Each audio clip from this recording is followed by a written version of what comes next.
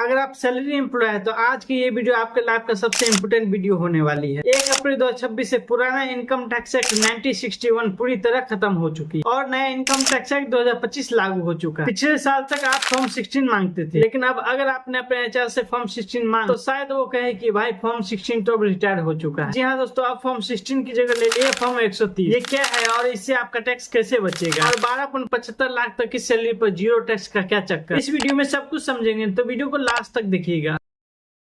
दोस्तों पिछले साल फॉर्म 16 एम्प्लॉयर देता था, फॉर्म 130 कैसेस पोर्टल से लिंक है। दोस्तों इसको एक एग्जांपल से समझते हैं। मान लीजिए मेरा दोस्त राहुल है और नोएडा में सॉफ्टवेयर इंजीनियर है। पहले राहुल को एचआर ऑफिस के चक्कर लगाने पड़ते थे फॉर्म 16 के लिए, लेकिन अब राहुल का एम्प्लॉय जैसे ही टीडीएस जमा करे गवर्नमेंट के पोर्टल पर फॉर्म 130 जनरेट हो जाएगा। दोस्तों ये नया फॉर्म 130 ज्यादा ट्रांसपेरेंट है। इसमें part A TDS, part B salary detail के साथ। अब एक नया पार्ट सी है, इसमें आपके सैलरी का एक रुपया, चाहे वो दिवाली बोनस हो या इंसेंटिव, पहले से रिकॉर्ड होगा। अब टैक्स चोरी की गुंजाइश जीरो है।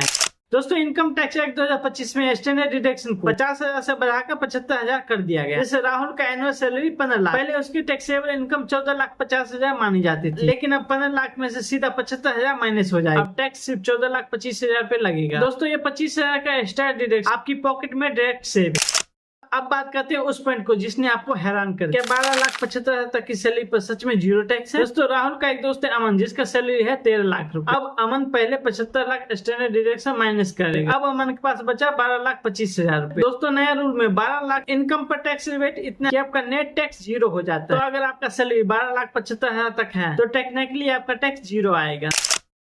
दोस्तों पहले हम फॉर्म 26A देखते थे टीडीएस चेक करने के लिए। नया एक्ट में इसका नाम बदलकर फॉर्म 168 कर दिया गया। दोस्तों इसको एक एग्जांपल से समझते हैं। राहुल ने कुछ शेयर बेचे और एफडी से कुछ इंटरेस्ट कमाया। राहुल ने सोचा ये आईटीआर में नहीं दिखाऊंगा, लेकिन जैसे ही राहुल ने अपना एएस और फॉर्म 168 चेक किया, वहाँ बैंक ने पहले ही डाटा अपलोड कर दिया। दोस्तों अब फॉर्म 130 सैलरी और फॉर्म 168 अदर इनकम का डाटा मैच होना जरूरी है। अगर मिसमैच हुआ तो एआई बेस्ड सिस्टम तुरंत नोटिस भेज देगा।